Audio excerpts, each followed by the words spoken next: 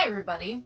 I've had a lot of people ask me how I set up my loom because I don't have it on a stand. I just have it kind of propped up on a table, and I thought maybe it would be a good idea to walk you through how I warp the loom and then how I set it up to do the actual weaving. So I hope it's helpful.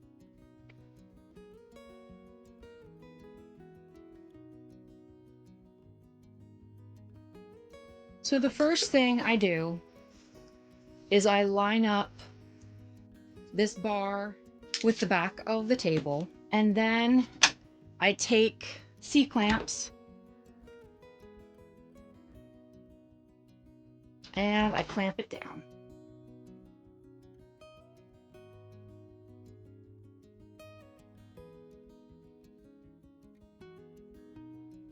That way it can't move around and it stays nice and secure.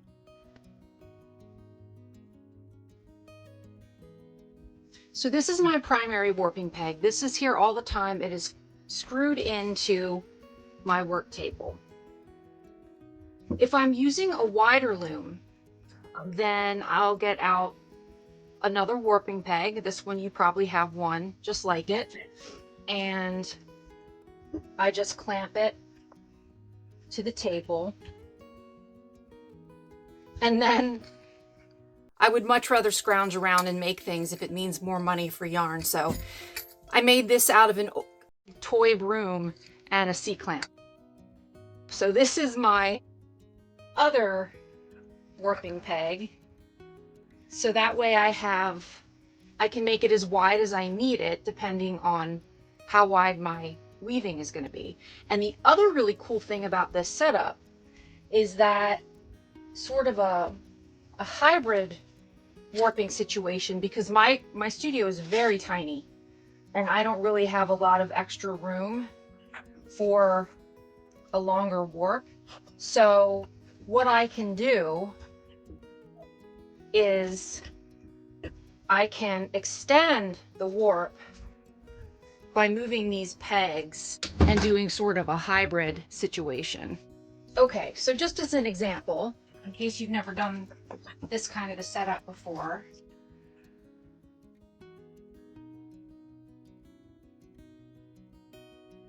with a single warping peg, I would just loop it like that. But if I want my warp to be longer and I don't have enough room, as in my case, I'll just wrap it first around the first peg, and then I take it around the second peg and back around the first. So you can see how the warp is now longer.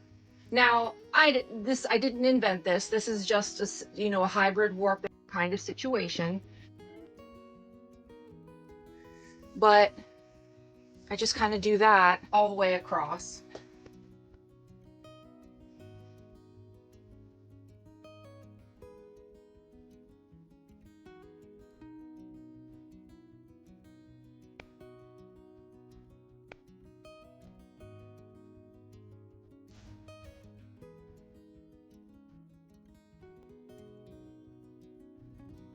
It's really fast doing it this way too.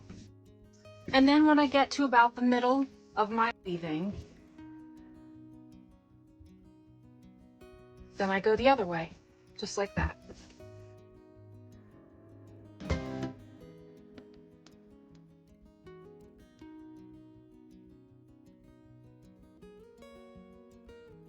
So now I wanted to share a tip that I learned on one of my Facebook groups. I went and bought these IKEA clips. These are chip clips. When I first started doing this, the tutorials that I watched said that you should just go ahead and cut your yarn at this point and then wind it up. And I don't like doing that, so I've never done it that way. And now I've added in the clips. So let me show you what I do. So if this was a wider warp and there was more yarn, I would divide this up into sections. But since it's small, I'm just going to stick the clip in there on one side. So you can see I'm just doing one side of the loop. And then I'll go over and I'll do the same thing here.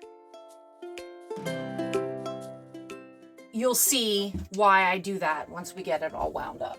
Now we can slip these off, and I just kind of slip them off the pegs and let them hang off the table.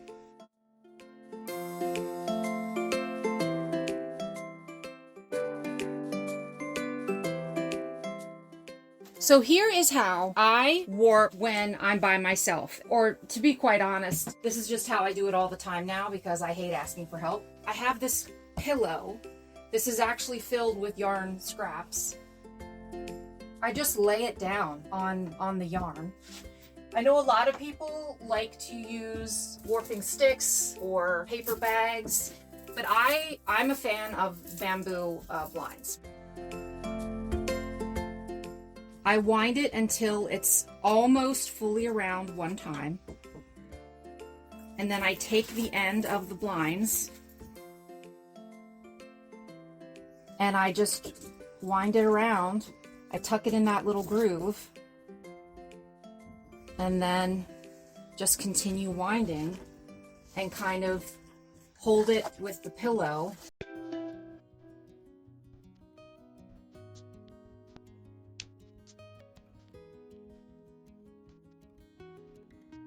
Until it gets to the point where we're getting towards the end.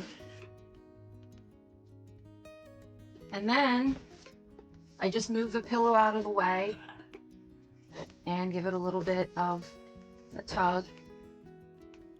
Wind it a little more. Give it a little bit of a tug. And that's it till I get to the end. So now I'll show you how I set the loom up without a stand.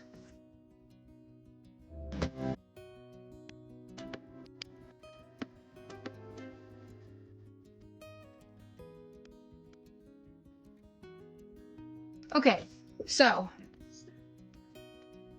all I have is a wooden crate, nothing fancy. I mean, I put paper on it, but it's still just a wooden crate. I scoot that to the back, and then down here on the edge of the table, I have 4 of these C-clamps. I put 2 in the middle with the high point up.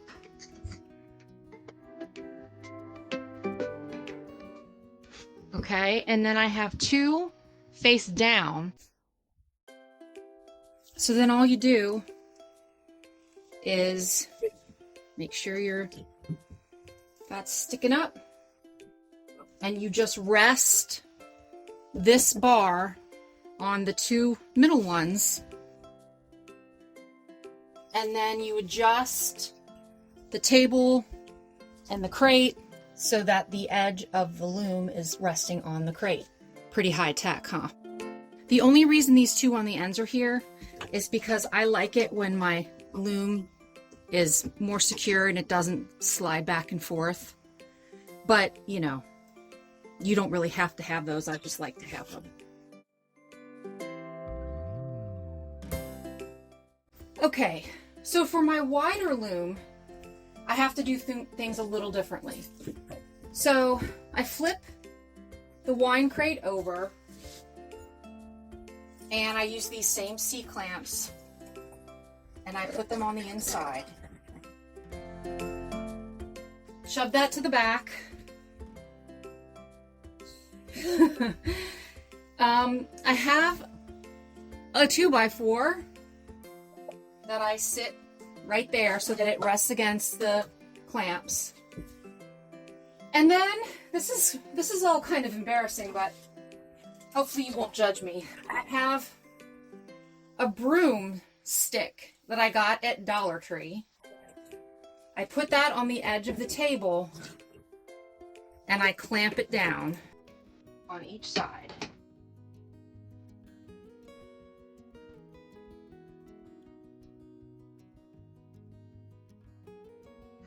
So you put the rounded opening on the broom, and then you just rest the edge on the board. And that's it. That's how I use my loom on a table instead of a stand.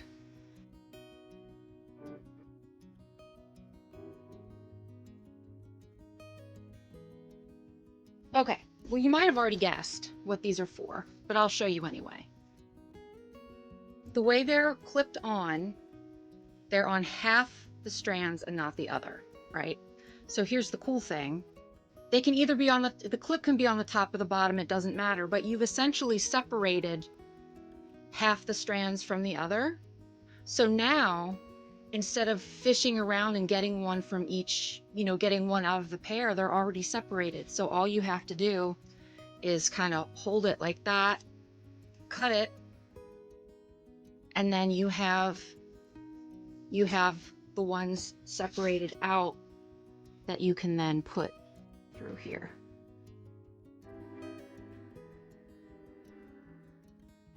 So there you go. It's just a little shortcut, and all you need is some chip clips.